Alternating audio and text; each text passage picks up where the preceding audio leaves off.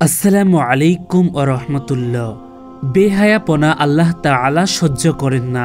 প্রিয় বোনেরা, অশ্লীলতা ও বেহায়াপনা যখন কোনো জাতির মাঝে ব্যাপক আকার ধারণ করে, আল্লাহ তাআলা তখন তা সহ্য করেন না।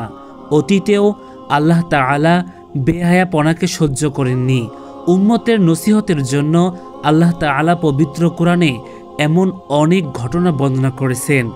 সবচেয়ে বেশি বেহায়া জাতি ছিল লূত আলাইহিস সালামের সম্প্রদায়।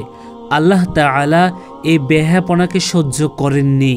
5 প্রকারের শাস্তি দিয়ে তাদের ধ্বংস করেছিলেন। আমি কৌমে লূতের সে অভিশপ্ত অঞ্চলটি ঘুরে এসেছি। সেটি মানুষের জন্য একটি নিদর্শন।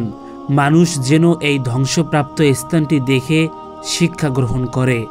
আজ এই মানব সমাজ অশ্লীলতা ও বেহায়াপনার কারণে লূত আলাইহিস সালামের সম্প্রদায়ের মতো শাস্তির পুরোপুরি যোগ্য হয়েছে। আল্লাহর আযাব গর্জন করে ফিরছে।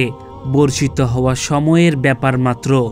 এই অশ্লীলতা ও বেহায়াপনা থেকে যদি তওবা না করা হয়, তাহলে আল্লাহ এই সমাজকে ধ্বংস করে দিবেন। একে ধুয়ে মুছে পরিষ্কার করে দিবেন। আল্লাহ তার ধরণীকে অপবিত্র থাকতে দেবেন না।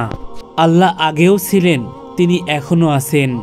আইন আগে যেমন ছিল সেটি এখনও আছে। আল্লাহ বেহায়াদের থেকে জমিনকে পাক করবেন।